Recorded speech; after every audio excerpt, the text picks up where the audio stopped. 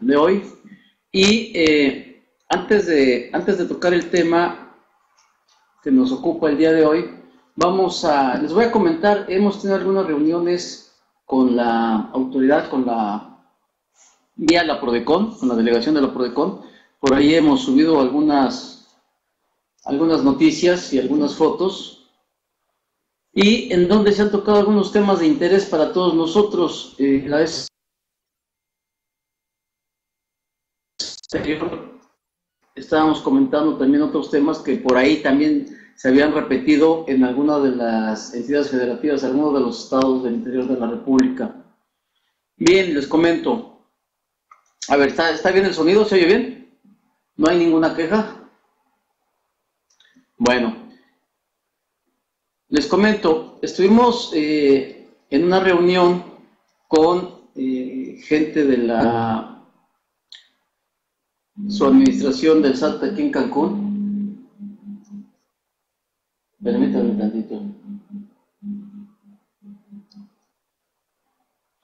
Les juro que no me hablan, pero bueno. Tenemos un problema seguimos con los problemas del régimen de incorporación fiscal. Me comentan si lo tienen por ahí también en sus lugares, en sus áreas, para ver qué podemos hacer y mandar la pregunta tanto al SAT como a la central, en todos los lugares donde tengamos representaciones a Mafinet de síndicos ante el SAT.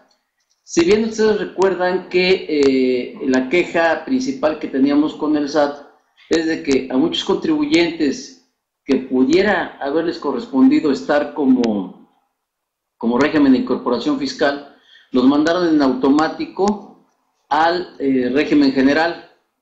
Entonces, básicamente de ahí viene el problema.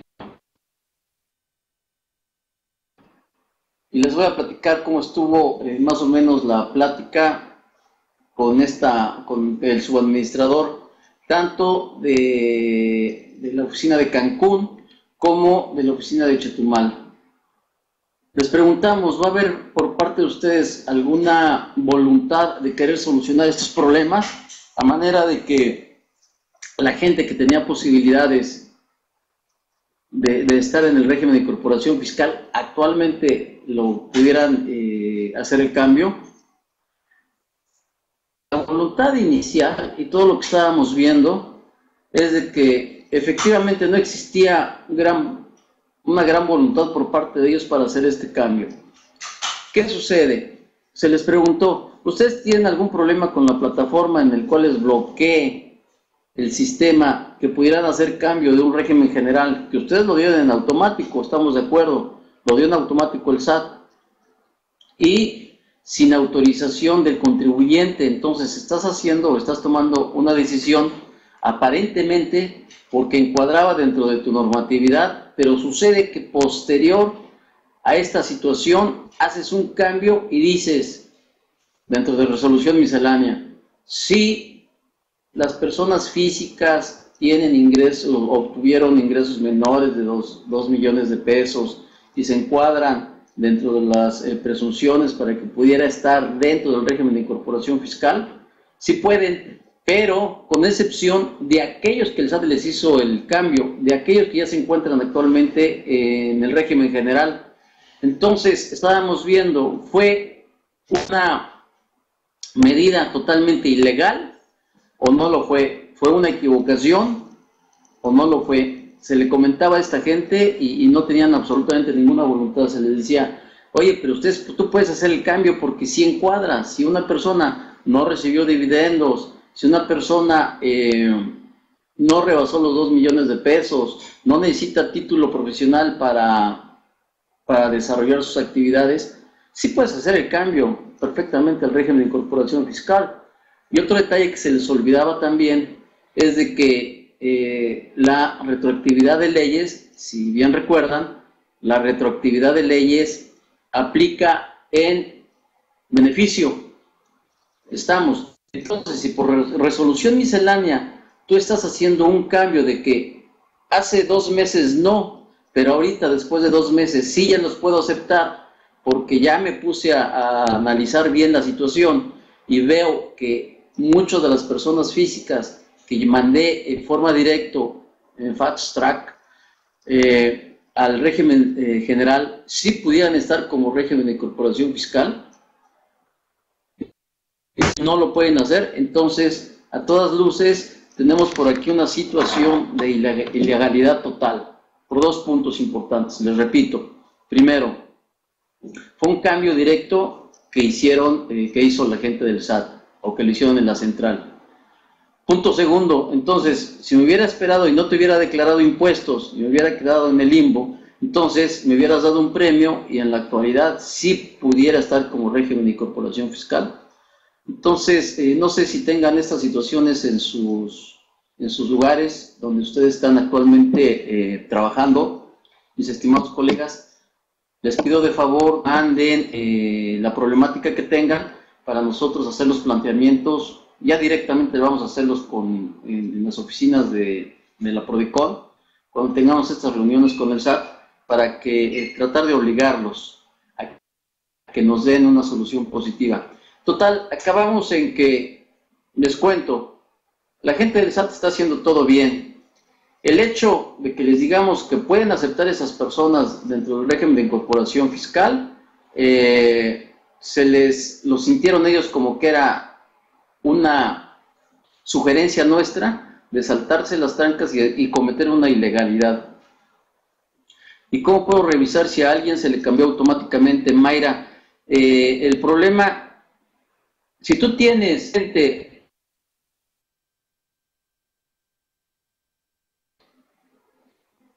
sí que permite, Pablo. El problema es el siguiente, mucha gente que estaba en el régimen de incorporación, en el régimen de pequeños contribuyentes o personas físicas antes del cambio, los mandaron al régimen general de ley en automático. Entonces, trata de checarlo, por favor. Si tú tienes algún cliente persona física que haya tenido este problema, pero vas a tener que revisar uno por uno, porque como nos hemos podido detectar, es que ahora que estas personas están pagando ya sus impuestos con el RIF, entonces ahí tenemos la problemática, ¿ok? Muy bien, Pablo. Entonces, te comento, estuvimos platicando con la gente, las autoridades del SAT, y definitivamente dijeron, no lo dijeron claramente, pero lo insinuaron, que pareciera que nosotros le estábamos haciendo una propuesta indecorosa, en donde hicieran el cambio cayendo en alguna actividad ilegal que ellos no tenían permitido, y lo que se les comentó es, lo que pasa es que ustedes a la resolución miscelánea le están dando mayor valor que a las leyes, a la ley del impuesto sobre la renta, al código fiscal, y en algunas ocasiones también se van a darle mayor valor que la Constitución. Entonces yo creo que hay que revisar eso en primera instancia. Solo los que estaban en el régimen pequeños, al régimen de actividad empresarial, también intermedios. A muchas personas físicas las mandaron, pero indirecto, ¿ok? Lo pueden checar, por favor. Entonces, así quedamos con ese tema. Aparentemente no hay voluntad de la autoridad para echarnos la mano, pero la Prodecon se está pronunciando en este aspecto y está defendiendo a esta gente. Está tratando de hacer que las autoridades reconozcan que sí tenían un derecho para poder estar en el régimen de incorporación fiscal, y vamos a ver si le dan retroactividad, que pues es aplicable en este caso. ¿Estamos? ¿Alguna duda con mis estimados colegas al respecto, o continuamos con el tema? Y después de eso, creo que el otro tema que habíamos estado viendo con el SAT, ya lo habíamos comentado en la plática anterior. Entonces, ya para no caer en repeticiones y que se nos aburra. A ver, vamos a ver.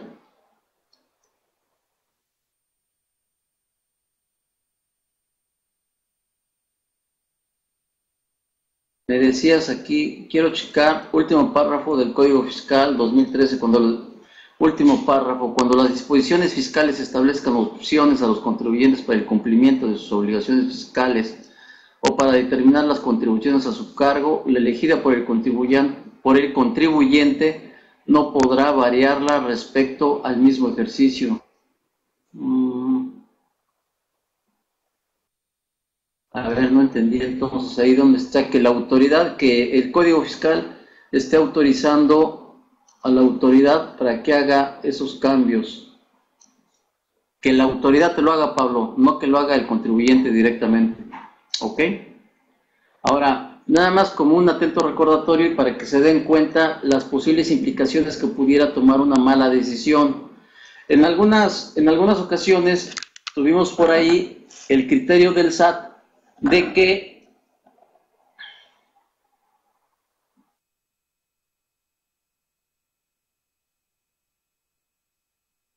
a ver, Pablo, yo lo que me estaba refiriendo es que el cambio lo hizo directamente la autoridad y la autoridad la tomó, se tomó esta facultad, no sé de dónde, de pues todos los contribuyentes en automático, ¿no? Es una ilegalidad porque eso se supone que es una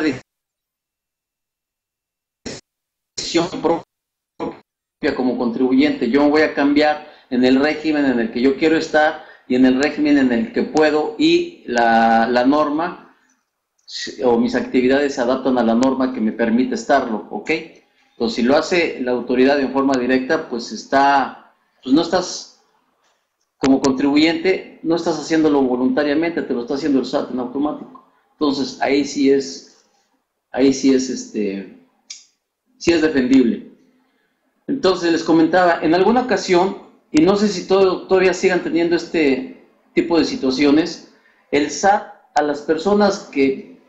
Yo tuve un ejemplo de un contribuyente. No tenía la obligación de pagar impuestos retenidos por sueldos y salarios porque no tenía sueldos y salarios en ese momento. Era una constructora de inmuebles. Los inmuebles eran bastante caros, son bastante caros aquí en Cancún, y más el tipo de inmueble que hicieron ellos, que eran casas de lujo, y ya nos entendimos finalmente. Ok, gracias, Pablo, muy amable. De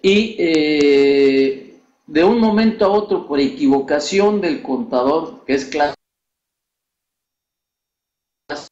le echan la culpa al contador, se presentaba una declaración en donde sí pagaba retención de impuestos sobre la renta, y posteriormente, los siguientes meses, no lo pagabas porque no tenías la obligación. Por alguna situación especial se hizo el pago. En un momento dado contrataste a una persona porque a lo único que estaban dedicando era la venta de estas casas. Y estas casas, cuando las das a la venta, se las das a un representante, a un promotor inmobiliario, y toda la gente y todos los sueldos y salarios dependen de esa compañía que vende, por una comisión. Lo que hacía el SAT era que te daba en automático, nada más por el hecho de haberlo pagado una sola ocasión, y te daba en automático la obligación. ¿Y qué optaba? Tú ibas con el SAT y le decías, oye, fíjate que tengo un problema grave con ustedes, me dieron de alta esta obligación y yo no tengo que pagar impuestos por retenciones de sueldos y salarios. Y el SAT tranquilamente te decía, da de baja la obligación. ¿En qué pudiéramos incurrir? ¿En qué problemática pudiéramos incurrir de tomar esa decisión?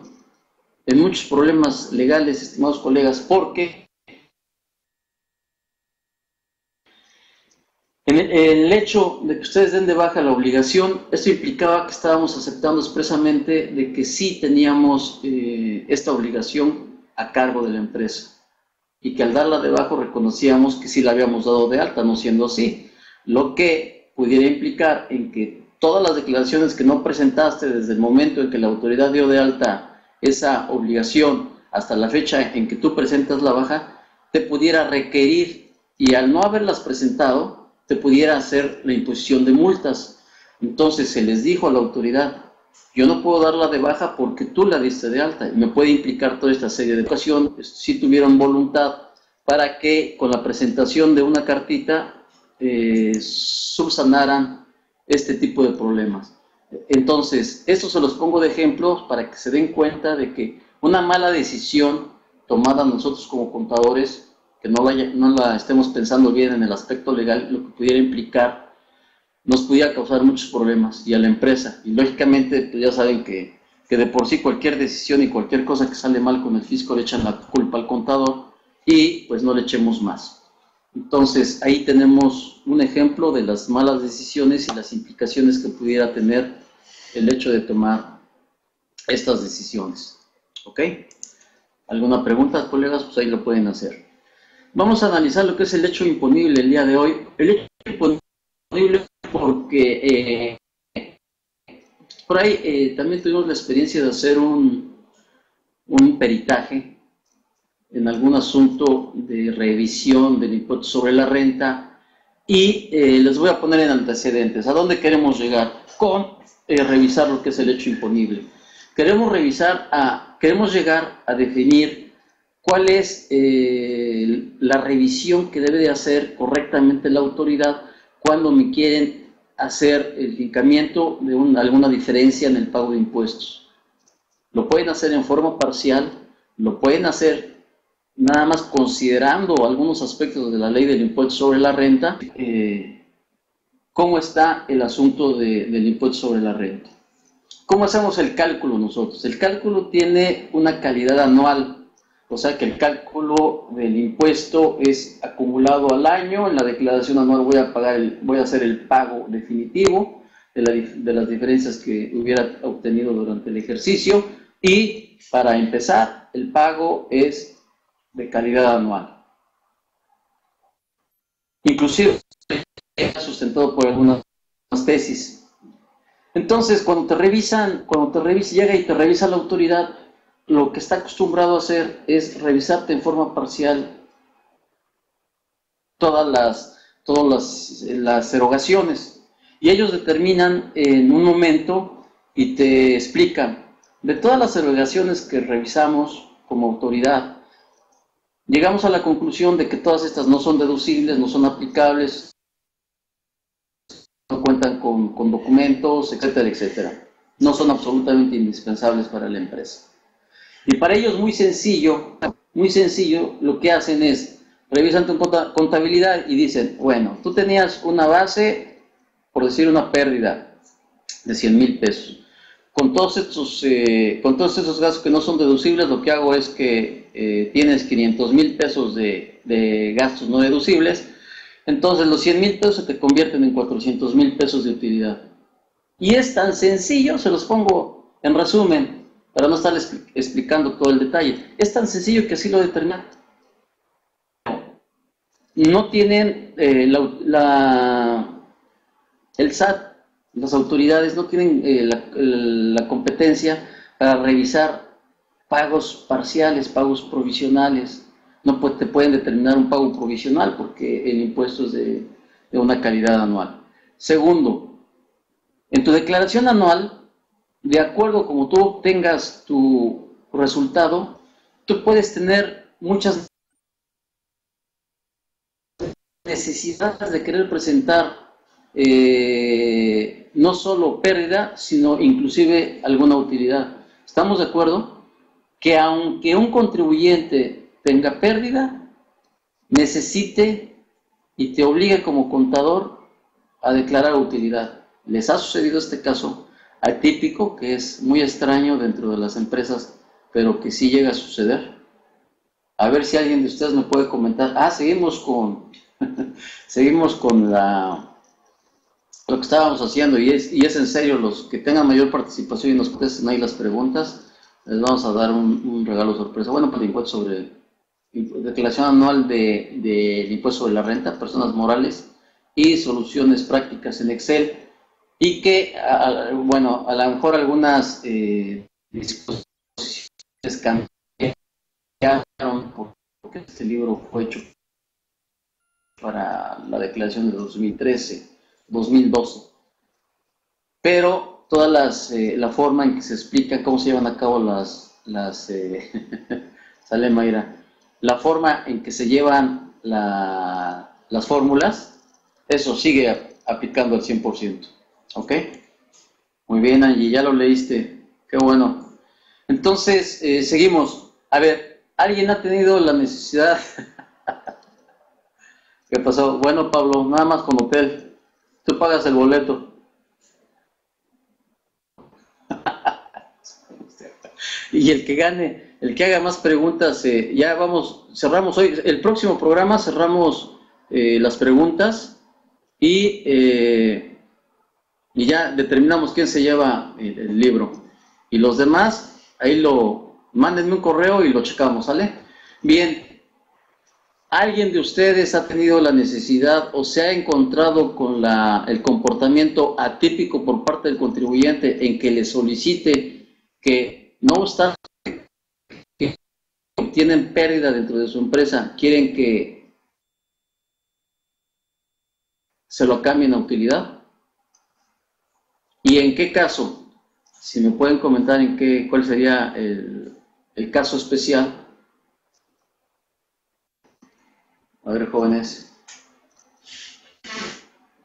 A ver, Alma, allá en Nuevo León, tú me tenías por ahí una preguntita hace algunos programas y no me terminaste de decirlo. A ver, jóvenes, ¿quién se anima? ¿Nadie? Bueno, pues ya perdieron. Ándale, Ramón, si tramitas un crédito bancario, perfecto. ¿En qué otra situación? ¿En qué otra situación necesita la empresa? ¿Es prioritario? Si tienes pérdida no te lo dan. Efectivamente, Ramón. Bien. Pues no me ha tocado directamente, pero me ha tocado para trámites. Mayra, ¿qué tipo de trámites? ¿Qué tipo de trámites?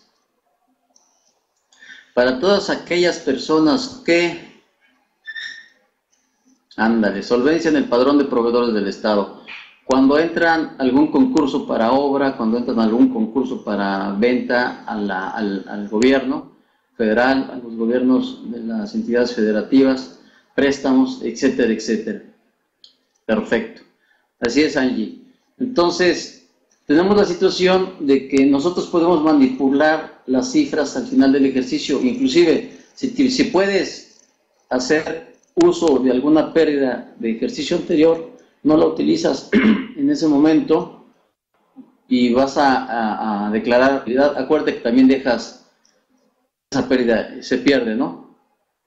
Ándale, Pablo, toda la razón. Me tocó para una licitación de ferronales. Perfecto. Entonces, sí nos han tocado, sobre todo los que participan en licitaciones para obra de construcción, que son los casos más específicos, porque son fuertes y debes de estar demostrando que tienen su utilidad, porque pues, con pérdidas se supone que nadie va a hacer contratos con una persona moral que siempre obtenga pérdidas, ¿verdad? Porque te vas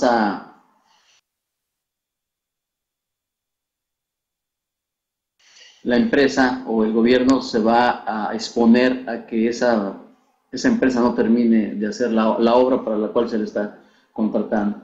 Ok, entonces, cuando tú terminas tu declaración anual, tú puedes manipular las pérdidas, puedes aplicar la pérdida si quieres o no la puedes aplicar.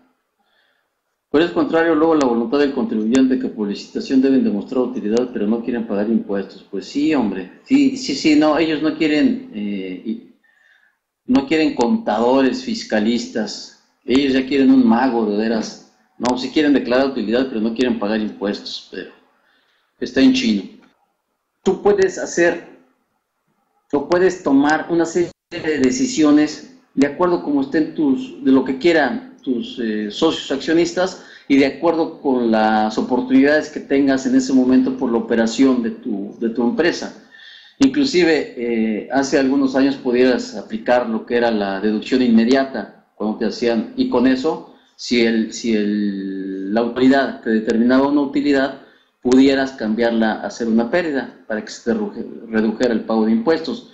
Pero no, les repito, lo que hace la autoridad es cuánto es lo que determina de gastos no deducibles o de ingresos que no me declaraste aparentemente, porque luego no tienes los comprobantes para demostrar que un crédito, que te dieron un préstamo, que no es un ingreso, y llega la autoridad y arrasa con todo. Entonces te incrementa los ingresos, te reduce las deducciones y te determina tu utilidad y los impuestos que debas de pagar. Y eso es totalmente ilegal, porque tú pudiste aplicar, si tuvieras por ahí pérdidas de ejercicios anteriores que pudieras aplicar, en dado caso de ejercicios anteriores, deducciones, algunas deducciones, o en dado caso, como en este tipo de situaciones, que no hiciste algunas deducciones para obtener utilidad, pues sí las podías haber hecho, ¿verdad? Entonces, ahí es donde queremos llegar. La autoridad, ¿qué debe de revisar primero? Te debe de revisar el hecho imponible, porque al fin y al cabo es lo que te establece la ley como el asunto o el negocio generador para que tú tengas la obligación del pago de impuestos. Respecto al hecho imponible, les voy a comentar aquí algunos puntos de vista. Por ejemplo, en la legislación fiscal, que establece una serie de presupuestos de hecho o hipótesis a cuya realización asocia el nacimiento de la obligación fiscal. Este ejemplo, les doy los ejemplos para que nos quede más claro por si tienen alguna duda.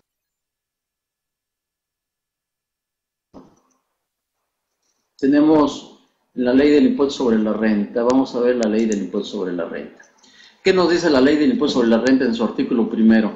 Las personas físicas y las morales están obligadas al pago del impuesto sobre la renta. Aquí es donde se me genera la obligación y sobre qué actividad es sobre la cual se me va a generar mi hecho para el pago de impuestos.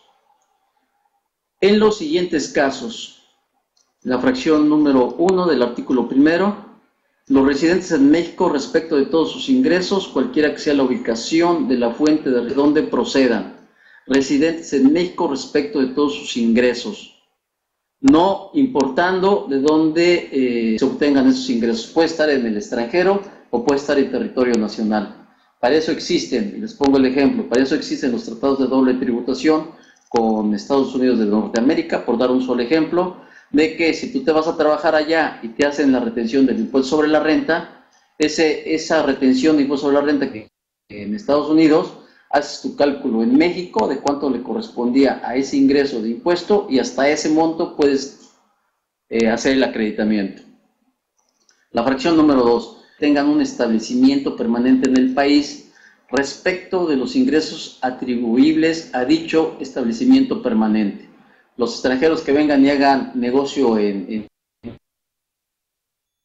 México y que además tengan un establecimiento permanente. La fracción tercera, los residentes en el extranjero respecto de los ingresos procedentes de fuentes de riqueza situadas en territorio nacional. O sea, el extranjero puede estar allá en el extranjero, pero está obteniendo ingresos de fuente de riqueza en territorio nacional. Aquí en el área tenemos muchos casos como la situación de toda la gente, mucha gente de la que se jubila en Estados Unidos y Canadá y algunos otros países del extranjero, principalmente ellos, son los que más se vienen a vivir acá o hacen inversión en México. Los condominios en la zona hotelera de Cancún, en todo lo que es la Riviera Maya, en Playa del Carmen, en Chetumal, en muchos lugares, y lo que ocupan comúnmente se vienen a pasar aquí lo que es el invierno. Después de que pasa el invierno se regresan a Estados Unidos y esa fracción de tiempo, cuando ellos no lo ocupan, lo rentan. Entonces están obteniendo ingresos en Puerto Peñasco, efectivamente también allá, mi estimado amigo Armando. Ese es el ejemplo. Entonces, residentes en el extranjero respecto de los ingresos procedentes de fuentes de riqueza situadas en territorio nacional. Pues queda claro. Cuando no tengan un establecimiento permanente en el país o cuando teniéndolo dichos ingresos no sean en el país, pero de cualquier manera están haciendo negocio, alguna comisión mercantil que porque ayudan a vender algún mexicano, algún producto en territorio nacional por mediación de ellos y les tienes que pagar algún dinero, comisión, honorario, como se llame, pues tienen la obligación. O sea, todos los que los ingresos de fuente de riqueza en territorio nacional, inclusive para los extranjeros. ¿Ok? Eso lo tenemos respecto a lo que es el asunto de impuesto sobre la renta. Vamos a revisar lo que es el tema. Déjenme, hablo en capítulo 1, disposiciones generales, en su artículo número 1. Están obligadas, aquí me deja diciendo, están obligadas al pago del impuesto al valor agregado establecido en esta ley, las personas físicas y las morales, igual, personas físicas y morales, que en territorio nacional realicen los actos o actividades siguientes. Si soy residente del país y tengo inversiones en Islas Caimán, como lo investiga la autoridad.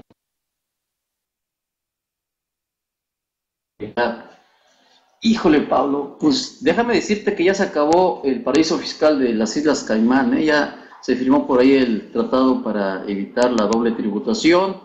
Déjame decirte que viene la ley FATCA, que aunque si bien ahorita es entre Estados Unidos y México, si existen movimientos que se anden triangulando, Estados Unidos va a dar información a México de las cuentas que tengan abiertas allá y el dinero que haya pasado por Estados Unidos.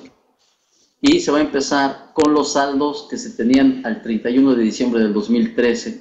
Entonces tengan cuidado, miren, ya está bastante difícil esta situación de que ande todo este tipo de triangulación de los ingresos. Ok. Entonces, en IVA estábamos, territorio nacional, realicen los actos o actividades siguientes: enajenen bienes, compra-venta de bienes, presten servicios independientes, honorarios o alguna otra actividad independientes, otorguen el uso o goce temporal de bienes, arrendamiento de autos, etcétera. Importen bienes o servicios, aquellas importaciones, y que se va a pagar el impuesto cuando internes la mercancía vía las aduanas. Sí, Pablo. Hay que tener ya mucho cuidado. Ya se está dando cada día más y más, se cierra toda la información que la autoridad obtiene del contribuyente. Y por ahí mañana tenemos un programa de radio aquí en Cancún.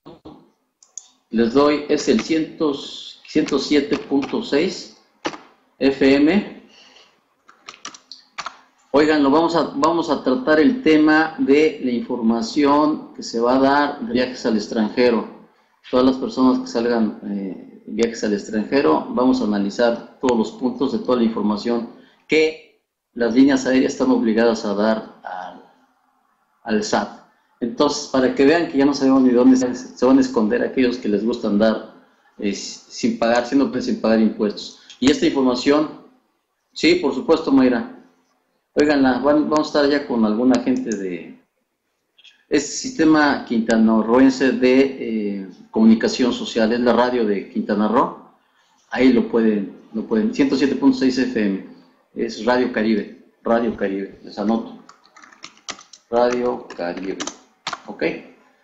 Vamos a ver dos temas muy interesantes, que es la ley antilavado y la otra, la información por viajes al extranjero. Que les comento, lo estábamos analizando fuera de programa la vez pasada. Va a ser a las... déjenme ver, a las 10, que se me había olvidado. A las 10 horas, a las 10 de la mañana estamos ahí iniciamos. Y bueno, es lo que nos interesaba del hecho imponible. Vamos a seguir explicando. Traigo por aquí dos tesis que me gustaría comentar con ustedes para que se den cuenta de cómo está la situación. Y bien, aquí hay un autor, Sáenz de Bujanda, que dice que siguiendo a Berliri es otro. ¿Cómo no? Que estés muy bien, Angie. Hasta luego. Gracias. Nos dice que el presupuesto del hecho comprende todos los elementos necesarios para la producción de un determinado efecto jurídico y solo esos elementos, lo cual trae aparejada una triple consecuencia, que en ausencia de uno de cualquiera de los elementos que concurren a corroborar el presupuesto, el efecto jurídico en cuestión no se produce. Esto va a colación con el tema que estábamos viendo, con lo que acabo de leerles, del artículo 1 de la Ley del Impuesto al Valor Agregado y del artículo 1 de la Ley del Impuesto sobre la Renta, que nos especifica claramente cuáles son los actos por los cuales vas a generar la obligación del pago de impuestos. Ok. Y aquí existe una definición que me gustó y se las comento. Dice, el hecho hipotéticamente previsto en la norma, artículo 1, Ley del IVA, Ley de Impuesto sobre la Renta, que genera al realizarse, lo tienes que generar para que se realice la obligación tributaria, o bien el conjunto de circunstancias hipotéticamente previstas en la norma, cuya realización provoca el nacimiento de obligación tributaria concreta. Y ahí viene la duda. Este tema lo toman muchos abogados para hacer la defensa fiscal, porque si lo que me está generando la obligación tributaria es el hecho imponible, que es el artículo 1 de estas dos leyes, tu autoridad, como primera revisión, y lo cual me está obligando al pago de impuestos, es la generación de ingresos, el hecho imponible. Entonces, si tú omites revisarme los ingresos, estás incurriendo en una falta muy grande, porque precisamente este hecho imponible es lo que me genera la obligación del pago de impuestos. Otra cosa es la determinación de la base del impuesto. ¿Ok? ¿Estamos claros, mis estimados colegas?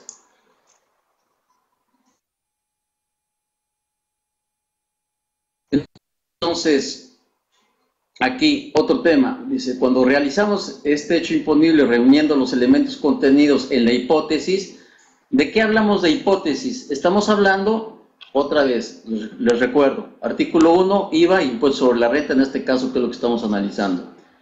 Es decir, adecuándose al presupuesto, genera el crédito tributario, ¿ok? Haciendo la actividad estamos generando el crédito tributario. Entonces, para distinguir uno de otro, lo que es la base o el hecho imponible del hecho generador, pues se le está cambiando de nombre aquí en esta definición. La relación que hacen con derecho penal respecto al hecho punible, porque los doctrinarios quieren empezar a pelear de que el hecho imponible no es un término correcto el cual se debería de utilizar para definir la obligatoriedad del impuesto cayendo en el presupuesto jurídico.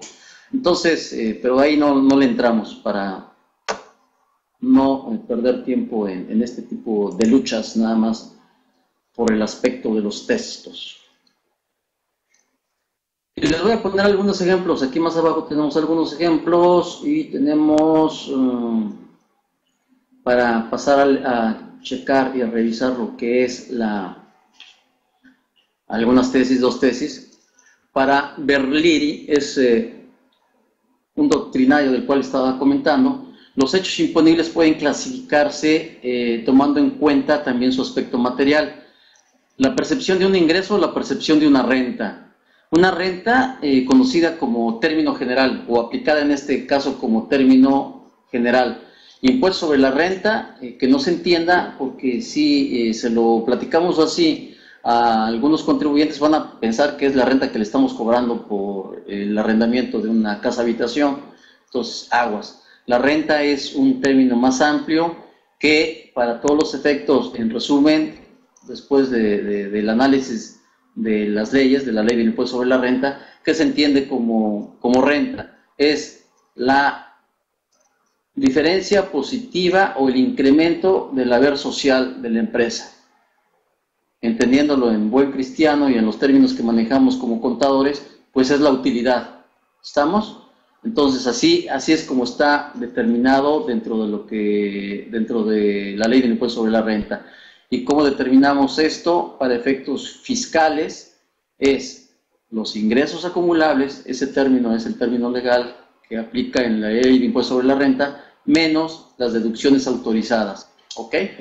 Lo cual nos da esa diferencia positiva en el haber, en la óptica de la ley del impuesto sobre la renta.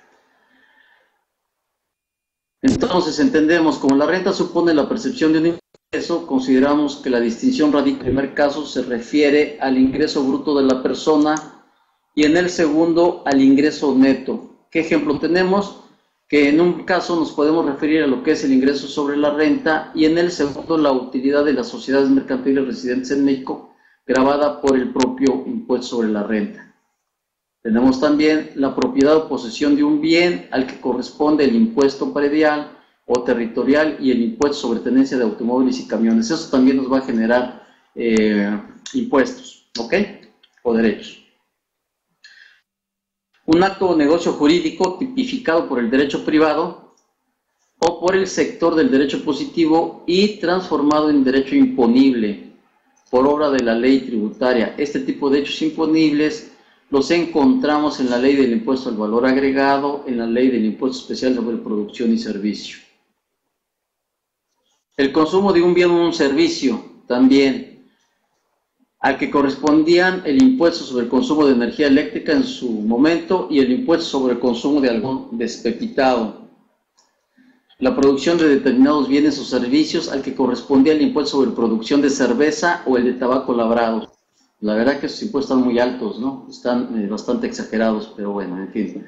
Lo que quieren es tratar de inhibir el consumo de la cerveza y de los tabacos porque aparentemente son, o no aparentemente, hay muchas pruebas que dicen que son dañinos para la salud. El desarrollo de una determinada actividad, este tipo de hecho imponible se encuentra generalmente en legislaciones municipales, por ejemplo, la dedicación habitual a negocios u operaciones comerciales o industriales, según los giros que exploten, como la fabricación o venta del pan, el ejercicio de oficios tales como la peluquería, sastrería, hojalatería y la operación de sinfonolas, tocadiscos y otros aparatos electromecánicos. Bueno, ahí a cada quien se le ocurre, a cada entidad federativa, a cada estado, se le ocurre imponer algunos tipos de impuestos o derechos.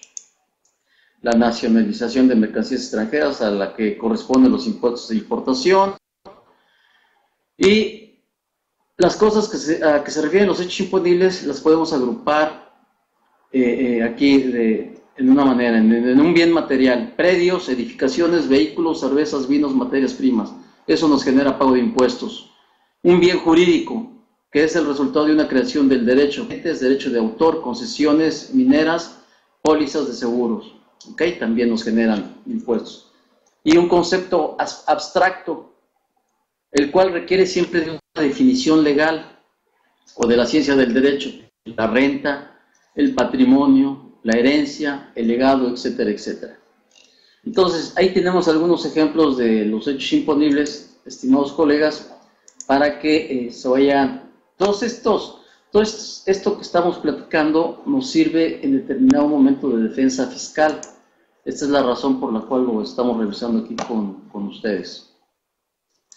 Ahora, déjenme comentarles entonces lo que tenemos aquí de dos tesis que me interesa que revisemos respecto al hecho imponible, y se las voy a leer en este caso.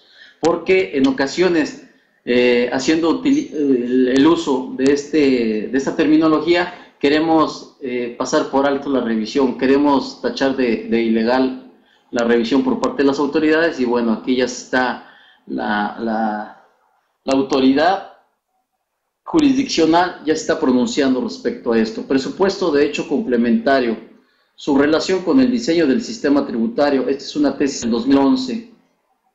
Página 1093.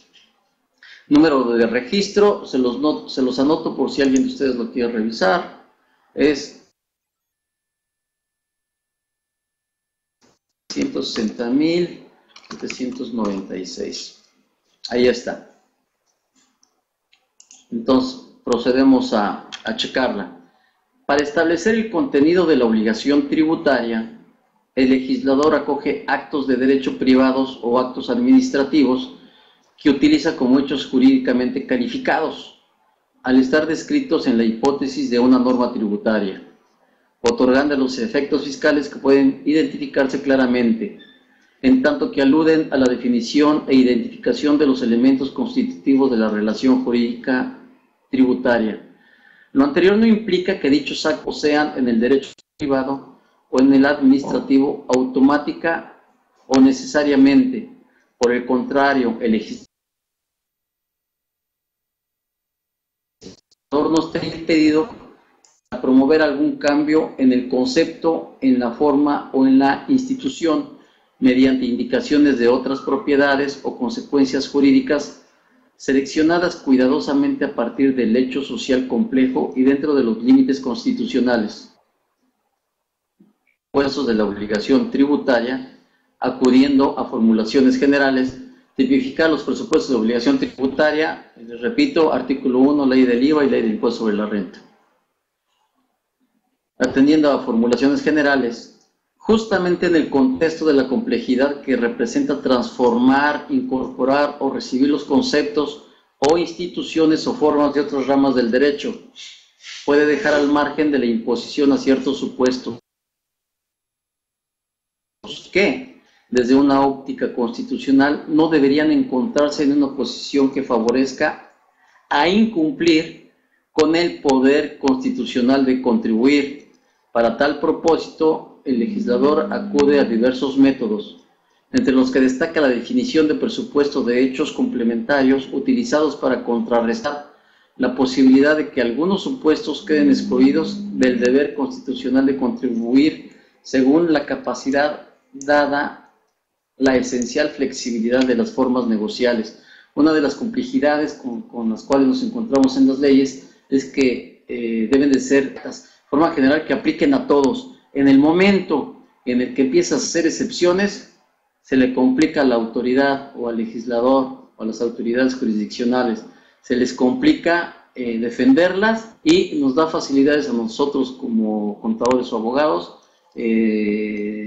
tacharlas como inconstitucionales porque no son proporcionales, porque no cumple con el principio de generalidad, todo este tipo de situaciones. Ese era el motivo por el cual estamos en estudio de esta tesis.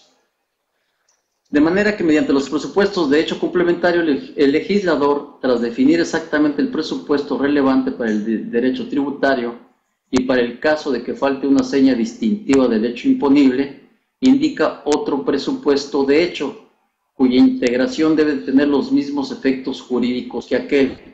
De ahí que la definición del presupuesto de hecho típico se perfecciona ampliando sus efectos tributarios a otros actos que presentan un perfil idéntico o que cuando menos el legislador pretende someter a la imposición, por lo que el resultado es la configuración de nuevos presupuestos de hechos secundarios que complementan el típico sin que exista el proceso deductivo de la presunción, lo que impide que alguna eventual falencia, es un error en el uso del lenguaje, una incompleta dicción legislativa o una redacción demasiado amplia permita al contribuyente sustraerse legalmente al impuesto. Es el comentario que les hacía originalmente. La autoridad trata de protegerse con esta tesis. Precisamente al final está la fórmula, cuál es el efecto y cuál es la intención de la tesis. Les vuelvo a repetir porque está interesante. Sin que exista el proceso deductivo de la presunción, se supone que no se presume nada, lo que impide que alguna eventual falencia, algún error en el uso del lenguaje, una incompleta dicción legislativa o una redacción demasiado amplia permita al contribuyente sustraerse legalmente al impuesto. Esto pues, lo hacen porque había mucha defensa debido a que la norma no era muy clara y por eso han venido una serie de modificaciones a las leyes en estos aspectos. Estaban haciendo por ahí un análisis del artículo 1 de la Constitución y algo que me gustó mucho por ahí de un magistrado, un juez, que decía, lo que me gustó del artículo 1 de la Constitución es de que hicieron el cambio del término de que esta ley otorga los derechos humanos o los derechos constitucionales. A, reconoce, porque sabemos que el Estado no te puede dar el derecho a la vida. Ah, caray, el derecho a la vida se supone que todos los seres humanos nacemos con ese derecho. El derecho al libre tránsito, al libre comercio, al ejercicio de una profesión, siempre y cuando sean lícitos. Todos esos son derechos que se supone que ya vienen implícitos con la persona y no nos los ejerce el Estado. En la generalidad de las convenciones y las declaraciones universales de los derechos humanos ya se está reconociendo esta terminología. No los otorga el Estado, los reconoce, porque ya vienen implícitos con la personalidad del ser humano. ¿Ok? Está interesante ese elemento. Y tenemos aquí otra tesis que es administrativa, la tesis de la primera sala, el registro se los anoto también, por si quieren checarlo, es el 72.354 de mayo del 2007, pero está interesante. Renta. La estructura cedular del título cuarto de la ley del impuesto relativo no trasciende para la definición del hecho imponible del gravamen. Y nos explica la estructura del impuesto de la renta. Corresponde a las personas físicas. Los ingresos percibidos por estas personas físicas se encuentran en lo general comprendidos dentro del ámbito más amplio de los artículos 1 y 106 de dicha ley, la anterior, no la que se modificó en 2013. Y en lo particular, conforme a las previsiones específicas de cada capítulo. Por lo anterior, la delimitación de ingreso que dispone cada capítulo es únicamente para la identificación del régimen aplicable a cada una de esas personas físicas y no para efectos de la definición del hecho imponible, ¿ok? Están haciendo una diferenciación porque también por este tipo de actividades a las que se dedicaba una persona querían zafarse del pago de algunos impuestos. Entonces, lo que nos está diciendo esta tesis es la definición del hecho imponible, pues está en el artículo 1, las operaciones. Pero si yo te estoy haciendo una subdivisión de que los que se dediquen a las diferentes actividades que se dedican las personas físicas, no implica que está cambiando definición de hecho imponible. Así, las previsiones específicas de cada capítulo del aludido título cuarto determinan las consecuencias jurídicas del tipo de ingreso, es decir, para la identificación del régimen aplicable, no para la delimitación conceptual del hecho imponible del tributo, y mucho menos para la que correspondería a impuestos particulares por cada capítulo de dicho título, pues ello implicaría una indebida interpretación en lo que concierne al objeto del gravamen. Por tanto, dado que las personas físicas residentes en México están obligadas al pago del impuesto sobre la renta amplia del hecho imponible en términos del artículo 1 de la ley de la materia, estamos hablando del impuesto sobre la renta, la única conclusión que podría desprenderse de la no ubicación en los términos de determinado capítulo de un concepto específico es que el ingreso respectivo debe gravarse en los términos de un capítulo diverso del título cuarto de la ley señalada, pero no que no se trata de un ingreso para efectos del impuesto, o que el legislador se extralimitó desde el punto de vista constitucional al gravar un concepto que no guarda relación con el objeto del impuesto. ¿Ok? Entonces, la intención de esta tesis es clarificar. La definición del hecho imponible queda bien clara y perfectamente entendible dentro de los artículos 1 de cada una de las leyes, en este caso la ley del impuesto sobre la renta. Entonces, no me quieras cambiar la definición de hecho imponible para librarte de que no tienes la obligación de pago de impuestos, tratando de definir el hecho imponible por el tipo de actividad a la que te dedicas tú como persona física. ¿Ok?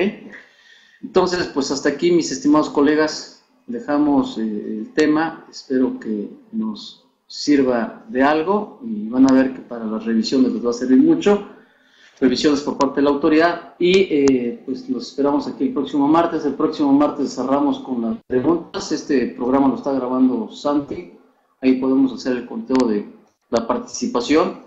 éramos 58 participantes y hubo 2 participaciones. ¿Ok? Entonces, los esperamos ahí en el blog, chéquense el blog, en los videos de YouTube que están a mi nombre, Gilberto Peña Cruz, por favor, y suscríbanse por ahí y bueno, así nos apoyamos todos.